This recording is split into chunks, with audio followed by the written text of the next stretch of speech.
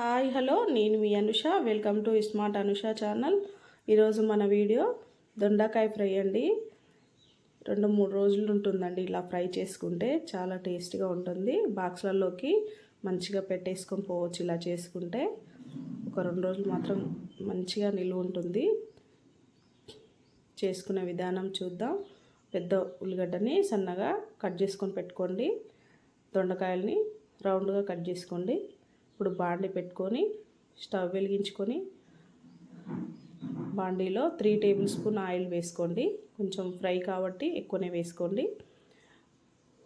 ఎండుమిర్చి వేసుకొని 1/2 table spoon మినపప్పు వేసుకోండి. ఇలా వేసుకున్న తర్వాత ఆనియన్స్ని వేసుకోండి. వేసుకొని ఒకసారి కలుపుకోండి.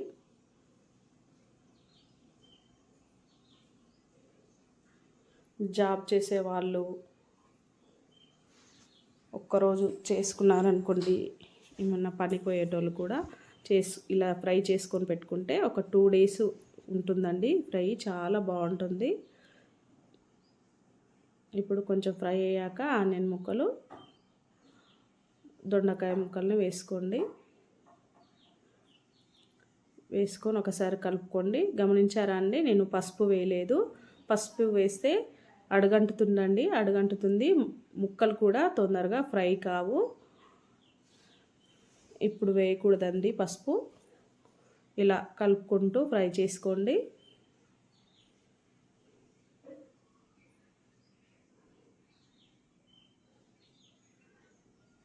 చాలా టేస్టీగా ఉంటుందండి. ట్రై చేసి చూడండి.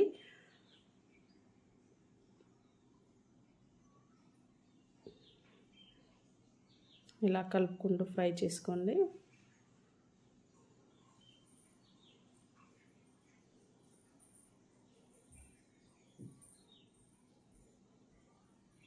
ఇలా కలర్ మారేంత వరకు ఫ్రై చేసుకొని, గోల్డెన్ కలర్లోకి వచ్చేంత వరకు ఫ్రై చేసుకొని, ఇప్పుడు పసుపు వేసుకోండి. 1/2 టేబుల్ స్పూన్ పసుపు వేసుకొని ఒకసారి మళ్ళీ మొత్తం కలిసేలాగా కలుపుకోండి.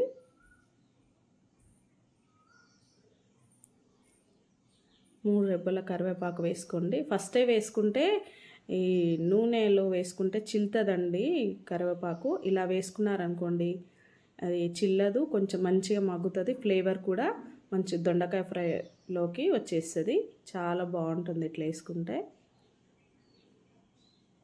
తర్వాత 1 టేబుల్ స్పూన్ కారం వేసుకోండి.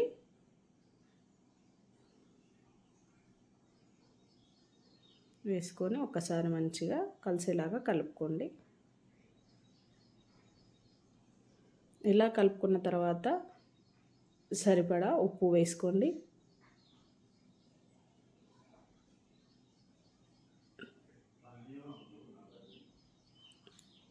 ధనియాల పొడి కూడా వేసుకోండి. 1/2 టేబుల్ స్పూన్ ధనియాల పొడి వేసుకోండి. అంతే అండి. ఇంకా స్టవ్ బంద్ చేసుకొని సర్వ్ చేసుకోవడమే. చాలా టేస్టీగా ఉంటుందండి దొండకాయ ఫ్రై. ఇలా ట్రై చేసి చూడండి. రొట్టెలోకి, చపాతీలోకి, అన్నంలోకి చాలా చాలా బాగుంటుందండి. మీరు ట్రై చేసి ఎలా వచ్చిందో కామెంట్ చేయండి.